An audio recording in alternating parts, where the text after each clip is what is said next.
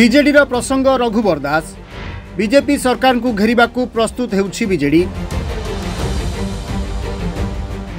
सांबादिक सम्मेलन रे कड़ा काउंटर करिसंती अरुण।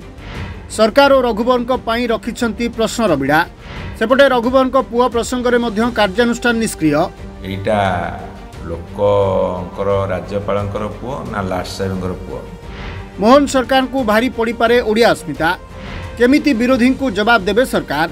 जो ओडिया अस्मिता कथा कहिके आस्ते से ओडिया अस्मिता को से बर्तन फेरि आनु। रघुवर को लाट साहब कथा को धरिछि बीजेडी। तांको कोन प्रम्पटिंग कला जे से कहले जे लाट साहेब पद न केते लाट साहब को प्रोत्साहन देइछि बीजेपी।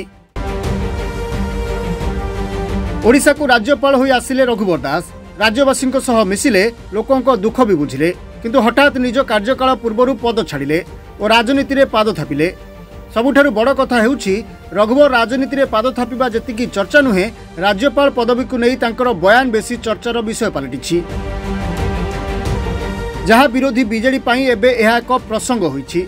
सेपटे राष्ट्रपति गस्त समय रे राज्यपाल पुओ राजभवन कर्मचारी को दुर्व्यवहार करने और माड़ मारिबा घटना रे पुलिस और सरकार को निष्क्रियता को नहीं सरकार को घेरिछि बीजेडी। बीजेडी विधायक अरुण कुमार साहू यह प्रसंग को उज्जीवित करी सरकार और रघुवर पई प्रश्नर बिड़ा रखिछंती एवं सरकार को ओडिया अस्मिता को मध्य काठगड़ारे छिड़ा करिछंती। आहुरी मध्य अरुण कहिछंती एबे राज्यपाल होई आउ रघुवर नाहंती। सरकार जदि वास्तव रे लोकंकर तेबे रघुवर दास को पुओ को गिरफ करंतु और तांको विरुद्ध रे कार्यानुष्ठान नियंतु बोली दाबी करिछंती अरुण। जेमिति कथारे अछि पंडित पुओ मांकड़ मारले दोष नाही। सीए ओडिशार तांको ऑफिस रे चाकरी करुवा जड़े व्यक्ति को तांको पुओ माड़ मारिला, जूता चटेला, अकथन निर्यातना देला। सीए गणमाध्यम आगे कहले, पुलिस रे एफआईआर देले, कौन से कार्यानुष्ठान नियागला नहीं। एटा लोकंकर राज्यपालकर पुओ ना लाट साहेबकर पुओ, ये उत्तरटा से रखिए।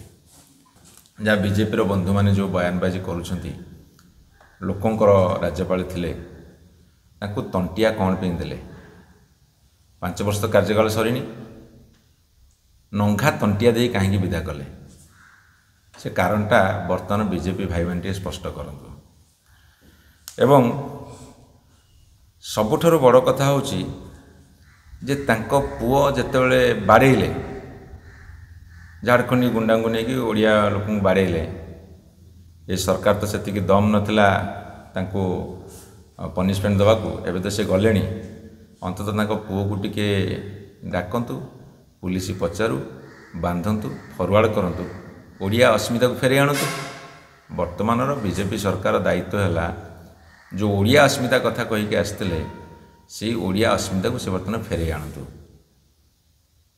एवं से माने तुलना करी देखंतु जे गवर्नर पोस्टा लाट साहब से कहीं कहले ताकू टिके निरीक्षण करंतु। बीजेपी किंतु एने कोनोसी मत वर्तमान सुधा रखी नाही। तबे अरुण को प्रश्नर कौन उत्तर देबे सरकार ताहा ऊपर एबे समस्त नजर। Bureau report, reporters today.